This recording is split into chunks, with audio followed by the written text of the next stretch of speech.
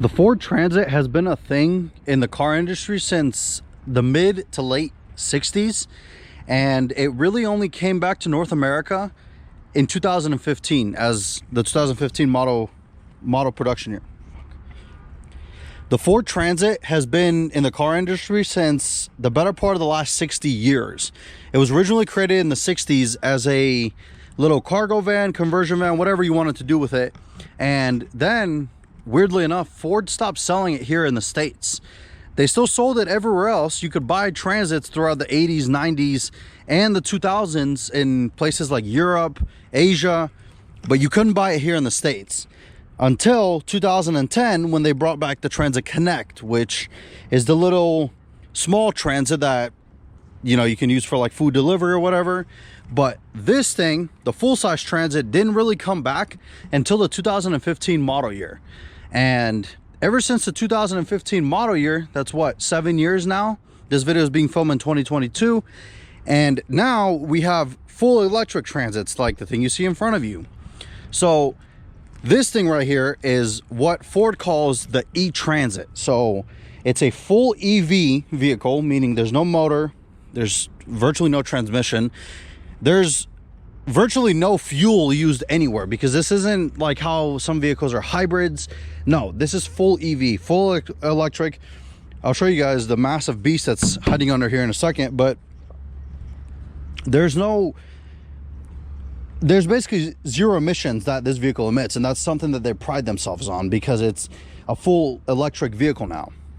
And you might be thinking to yourself, well, how does that work? How do you make a huge cargo van? Or actually enough, you could get the E-Trans in 3 different body styles. You could get this, which is a cargo van, or you could get a chassis cab or a cutaway. Now that's all depending on what you want to use it for. If you're gonna, I don't know, maybe turn it into a box truck, maybe you want to get a cutaway or a chassis cab. If you're just going to use it for transporting things, if you have a delivery service, cargo van's probably the way to go for you. Just again, depending on your personal preference and how you truly want to use it. So yeah, now with that, if you go with the cargo van, you also have 3 different sizes that you can go for on the new Transit. So this one in front of you is what is known as a mid-roof, which is, as the name suggests, a medium roof cargo van. And that actually gives you different kinds of range on the battery. So I'm just going to start from the lowest and we're going to go up to the highest. So the smallest thing you can get is a low roof, which gives you 126 miles of range. This, which is a, as I mentioned, medium roof, which gives you 116 miles of range. Or the other one, which is a high roof, which only gives you 108 miles of range. Now, you're hearing those numbers and you're thinking to yourself, 126 miles of range for the maximum, you know, like maximum amount of range I could get? That's nothing. And I guess you can say that, but then you really have to think about what the E-Transit is for. Now, if you live in a, I don't know, just for example, if you live in rural Montana or rural Wyoming, you're probably not going to be buying an E-Transit because, actually, I shouldn't say that. Okay. You probably won't be buying a Transit if you live out there because it's inconvenient for you to have to consistently find charging spaces for this vehicle when you could just go buy a gas-powered Transit and just fill it up. And then if you ever need to again, you go fill it up. So the primary use of this thing is, as even Ford says it, it's for inner city. So, for example, Las Vegas, LA, Miami, I don't know, wherever you live, those are the kind of clientele that Ford is trying to target. Businesses that are within the inner city that have not massive commutes, they don't travel outside the city much, and they only really commute, I want to say, as the range suggests, 120 miles a day, if that. So particularly, in my opinion, I think businesses that will really profit from the E-Transit, as somebody mentioned to me today, are things like delivery services for like bakeries, maybe food shops, maybe, I don't know, something that doesn't really get a massive amount of driving. So if you're using an E-Transit as an Amazon delivery vehicle, you're probably not going to do really good because you have a bunch to deliver, you have all these stops throughout the city, and you only have 120 miles of range. And with the Amazon, you're on time constraints, as I'm assuming, because of their, while, you know, fantastic to the customers, the delivery time. So it's probably not the best option if you're going to be doing that, or if you're maybe a plumber, electrician. I'm not 100% sure if that would benefit people like that, because if you have a massive commute and you're constantly using it, then maybe it's not for you. But on the flip side of that, Ford also says that people that work in construction could really benefit with this, because if you park it at a construction site all day, you can power your tools off of this van. So let's go ahead and hop around back and I'll show you guys exactly what I'm talking about.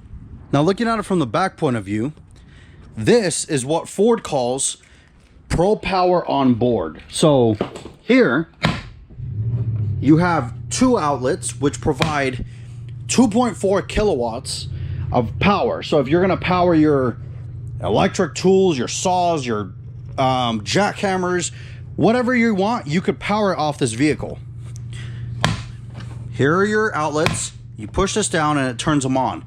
As you also have a 12-volt out if you want to just, I don't know, maybe charge phone or something or whatever. That's also there. So while the range might be limiting, everything else about the vehicle is pretty cool. I mean, where else can you find that? The regular Transit doesn't come with that. If you get a gas-powered Transit, you don't have that. That's only on the e-Transit. And because you may be saying to yourself, well, can I really use this? This is the exact same dimensions as a regular Transit. I mean, look at this thing. You can do virtually everything you do with a regular Transit. Just the range problem, and that may be a lot for some people, but it's all depending on what you're going to use it for, how you're truly going to benefit from it. And at the end of the day, think about it. You have no fuel costs. I mean, at this point, if you end up going for an e-Transit, you're never going to put fuel in it again. And if you have a dedicated charger at your workspace already, you're already benefiting. Now, let's go ahead and hop inside this thing and kind of look at the interior. So, looking at the interior of the e-Transit, guess what? It's a regular Transit interior. There's nothing changed. They all look the same, essentially. Now, the only thing is, you obviously have a different dash than a regular Transit, because this one has, you know, your power percentage gauge, which is how much power you're using. And also when you're off the gas and using the brake, you can also have regenerative charging. So let's go ahead and fire it up, because it's kind of hot in Vegas. Now, there's no key. Or let me rephrase that. There's no physical key with the switchblade. You have one of these fancy new Ford keys. You put it in there, and there's a power button, which is kind of weird, because this is where the usual one would be for like a switchblade. I think they should have put it maybe like here or something. I don't know. This is just a weird spot, but regardless, you click it, whirs into, you know, it's alive or whatever you want to call it. And this thing commits the biggest sin that I think, if you guys have watched all the other videos, you'll see I hate when they implement climate control systems into the infotainment screen. I've said that enough, so we're not going to really spend time on that, because I've definitely hammered that home that I don't like it. But regardless, you have this updated screen, which is honestly, in my opinion, nice. The only thing I don't like is the climate control stuff, but other than that, it's pretty good. And because it's an e-Transit, the only thing you guys are going to hear when you fire this thing up, is there's just a whirring noise coming from the AC, because the fans are turning on. That's it. And here, down here, you also have how much power you're using. You know, if you floor it, obviously it's not going to do anything because it's in place, but when you floor it, this gauge will move, or however much throttle you apply, it'll, you know, move. That's your battery gauge. This one's not full because it's been kind of sitting, so it needs to get charged a little bit, but essentially, as you guys can see, it says 97-mile range. So again, that's probably the biggest hindrance to the e-Transit, is the range anxiety. I mean, if that worries you, then this probably isn't the vehicle for you. If you're really worried about, oh, am I gonna make it to this place? Am I gonna, you know, have enough battery to do my job today? If you forget to charge it overnight, you're kind of, honestly, you're left like dead in the water. Because if you forget to charge this thing and you're at like 20% and you get up in the morning, guess what? You got to go find a charging spot to plug it in and let it charge, which is really inconvenient if you're running late to a job, or if you got to, you know, be somewhere at a certain time. Whereas in the gas one, if you forget to fill up, well, guess what? You just stop at a gas station for 5 minutes and fill up. Now, that's still one of the biggest downsides of the e-vehicles, and it's not just the Transits, all of them, is the charging times. I mean, sure, they've really improved them. The new Lightning, Ford says you could charge it to a full charge in 45 minutes, but that's still like 45 minutes. Now, if you don't really care for that, if you have a charger at home or anything where you can plug it in, then that's not really a problem for you. But most people don't have those huge chargers at their house that they can just plug their vehicle in. Hopefully within the next, I want to say maybe 10, 15 years, more people will have them. But as of right now, not a lot of people really have that. But I want to show you guys a really cool feature on this van. So this being an e-Transit, it actually comes really well optioned out. And look at this thing. So you have different driving modes. So you have normal, eco, which eco will actually, from what it describes, is it'll help you maximize driving range. So if you're low on range, you throw it in eco, it'll help you maximize that, and it'll reduce the power of the vehicle, the power, whatever, so you won't be able to accelerate as hard.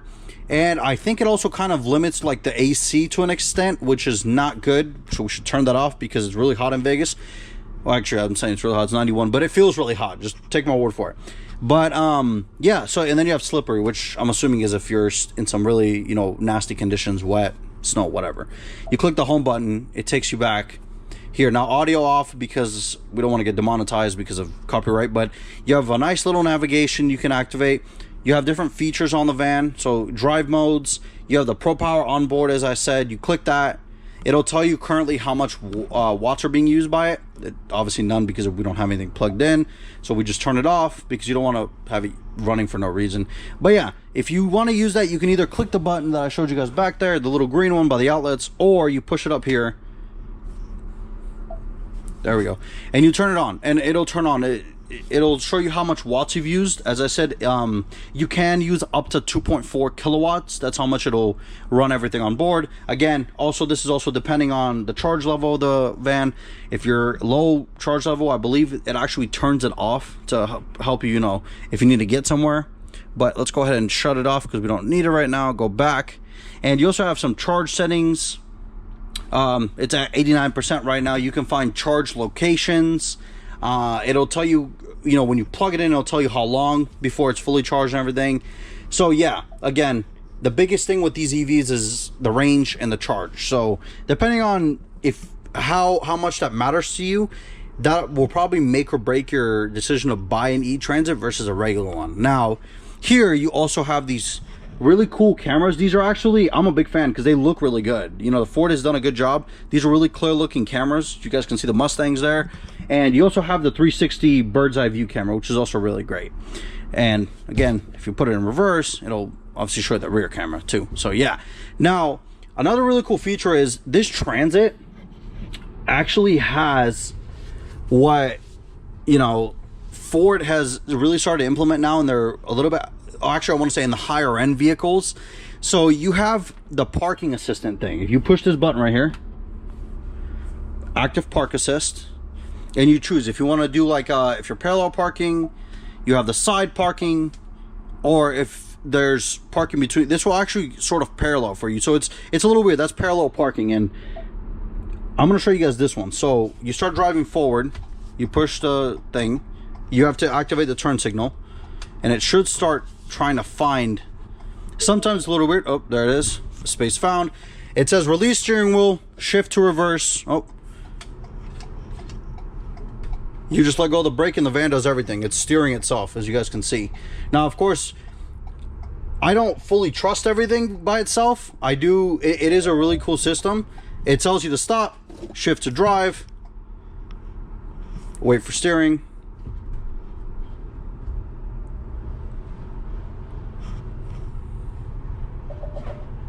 Now, you do have to apply brake yourself. I know, first world problems. You shift to reverse, you wait for it to start steering, you let go of the brake, it'll start backing up for you. The van does everything for you. Stop, shift to D. It will perfect itself, so it will park perfectly like within the spot, and that's it.